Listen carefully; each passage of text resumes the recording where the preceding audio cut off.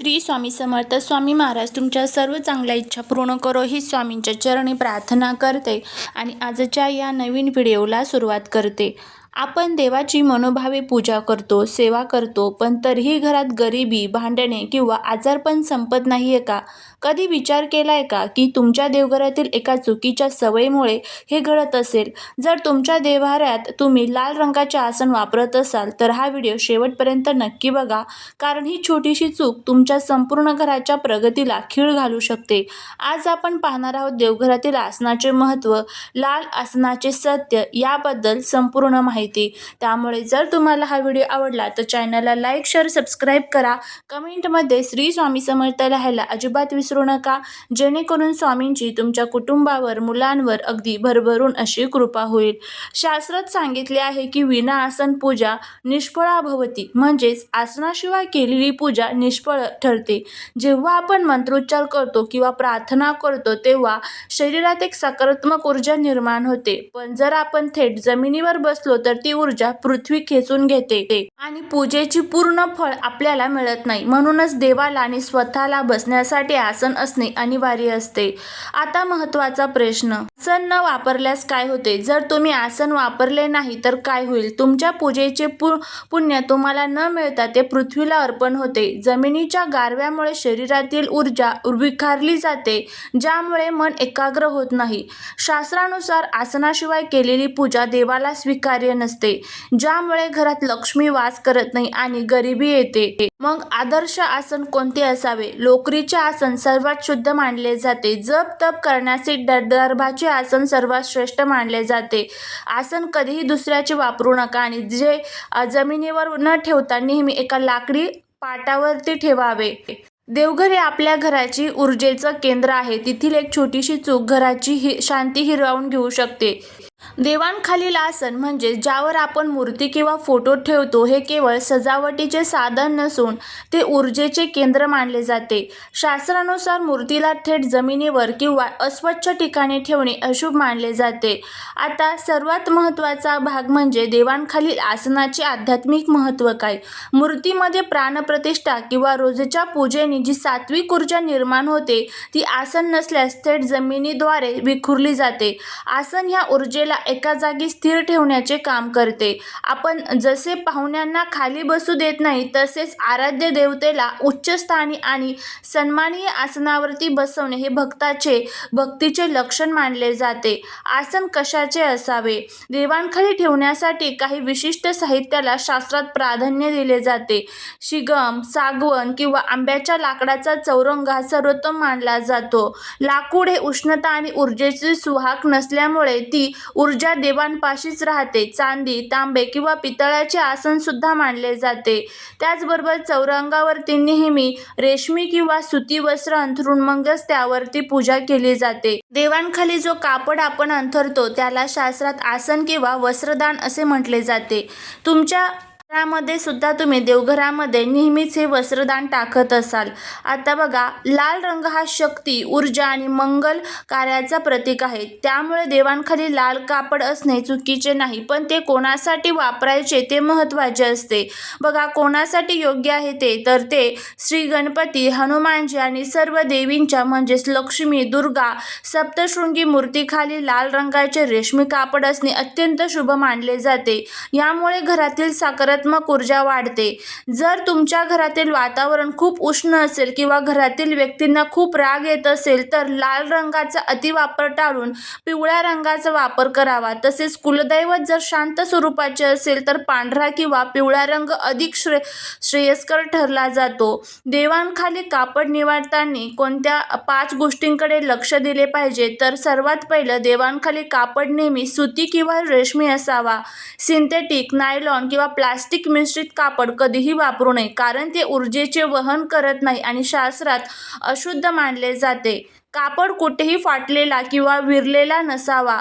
फाटलेले वस्त्र हे दरिद्रते दर्शवते. तसेच तो कापड वेळोवेळी धुवून स्वच्छ ठेवावा. त्यावर तेलाचे किंवा कुंकवाचे जुने डाग साचू देऊ नका. भगवान विष्णू आणि गुरुग्रहासाठी सुख-समृद्धीसाठी पिवळा रंग हा अतिशय शुभ मानला जातो. देवी आणि गणपतींसाठी म्हणजे शक्ती आणि रक्षणासाठी लाल रंग हा सर्वात उत्तम मानला जातो. सरस्वती देवी आणि शांततेसाठी पांढरा रंग उत्तम मानला जातो. देवांखाली कधीही काळा, गडद निळा किंवा करडा रंगाचा कापड वापरू नका. हे रंग तामसिक मानले जातात आणि घरातील प्रगती रोखू शकतात. कापड अंथरण्याचे कोणते नियम आहेत तर कापड थेट जमिनीवर अंथरून त्यावर देव ठेवू नका. आधी लाकडी पाट किंवा चौरंग ठेवावा आणि त्यावर हा कापड अंथरावा. कापड चौरंगाच्या आकारापेक्षा थोडा मोठा असावा, जेणेकरून चौरंगाच्या कडांवरून व्यवस्थित खाली येईल. तो चुरगळलेला नसावा. वर्षातून किमान 2दा किंवा 3दा तुम्हाला शक्य होईल तितक्या वेळेस किंवा कापड जुना झाल्यावर तो बदलावा. जुना झालेला देवांखालचा कापड कचऱ्यात टाकू नका. तो वाहत्या पाण्यात विसर्जित करा किंवा झाडाच्या मुळाशी टाकावा. ज्याप्रमाणे आपण आपल्या पाहुण्यांचे स्वागत करताना स्वच्छ चादर अंथरतो, त्याचप्रमाणे विश्वाच्या मालकाला म्हणजेच देवाला बसण्यासाठी दिलेला कापड हा उच्च दर्जाचा आणि शुद्ध असावा. चुकीच्या रंगांचा किंवा अशुद्ध कापड वापरल्याने घरात वास्तुदोष निर्माण होतात आणि लक्ष्मी प्रसन्न होत नाही.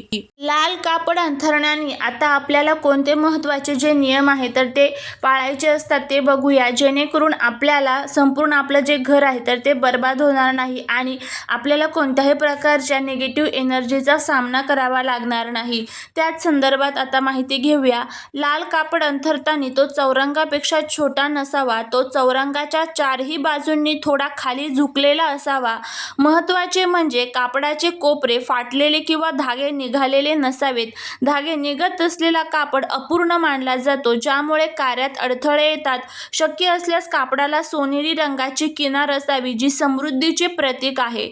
त्यानंतर पुढचा नियम म्हणजे लाल रंगामध्ये अनेक प्रकार असतात. देवघरासाठी नेहमी शेंद्री लाल किंवा रक्तचंदन रंगाचा वापर करावा. खूप जास्त गडद किंवा काळा मिश्रित लाल रंग टाळावा. गडद छटा तामसी ऊर्जा आकर्षित करू शकतात, तर उजळ लाल रंग हा सात्विक ऊर्जा आणि उत्साह वाढवतो. लाल रंगावर फक्त देव आणि पूजेच्या पवित्र वस्तू उदाहरणार्थ शंख, घंटा, मूर्ती असाव्यात. अनेकदा लोक देवांच्या आसनावरतीच माचीस, सुटे पैसे किंवा जुन्या वाते ठेवतात. लाल रंगावरती अशा अशुद्ध वस्तू ठेवल्याने अग्नितत्व बिघडते आणि घरात विनाकारण चिडचिड आणि भांडणे वाढू शकतात. नवीन लाल रंग आपल्याला आणल्यावर तो थेट देवांखाली अंथरू नका. आधी त्यावर थोडे गंगाजल किंवा गोमूत्र शिंपडून तो शुद्ध करा. त्यानंतर त्यावर अक्षता टाकून मग मूर्तीची स्थापना करा. यामुळे त्या कापडात देवांची शक्ती ग्रहण करण्याची क्षमता निर्माण होते.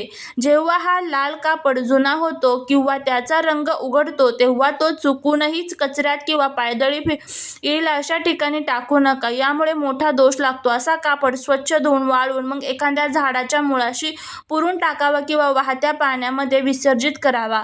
लाल रंग हा अग्नीचे प्रतीक आहे. जर आपण तो अस्वच्छ ठेवला किंवा चुकीच्या पद्धतीने वापरला तर घरातील सुख शांतीची होळी होऊ शकते. त्यामुळे या नियमांचे पालन करणे म्हणजे आपल्या भाग्याचे रक्षण करणे आहे. आपण जर लाल रंगाचा कापड नाही टाकलं तरी सुद्धा चालू शकते. त्याऐवजी मग तुम्ही पिवळा रंग जो आहे तर तो तुम्ही वापरू शकता. पिवळा रंग हा भगवान विष्णू आणि बृहस्पती ग्रहांचा प्रिय रंग आहे. हा रंग ज्ञान, बुद्धी आणि आनंदाचे प्रतीक मानला जातो. जर घरात सतत पैशांची चणचण भासत असेल, मुलांच्या शिक्षणात अडथळे येत असतील तर देवांखाली पिवळ्या रंगाचे रेशमी कापड अंथरावे. यामुळे घरातील नकारात्मकता नष्ट होऊन समृद्धी येते. त्याचबरोबर केशरी रंग म्हणजेच भगवा रंग हा त्याग, वैराग्य आणि आध्यात्मिक शक्तीचे प्रतीक आहे. जर तुम्हाला आध्यात्मिक प्रगती करायची असेल, साधनेत मन लावायचे असेल तर केशरी रंगाचा कापड वापरावा. हा रंग हनुमानजींचा आणि सूर्यदेवाच्या ऊर्जेशी संबंधित असल्याने घरातील आत्मविश्वास वाढवतो. अशा पद्धतीने आपल्याला जे देवघराचे आसन आहे त्या संदर्भात हे नियम जे आहेत तर ते पाळायचे आहे. व्हिडिओ जर आवडला असेल तर लाईक, शेअर, सबस्क्राईब करा. श्री स्वामी समर्थ.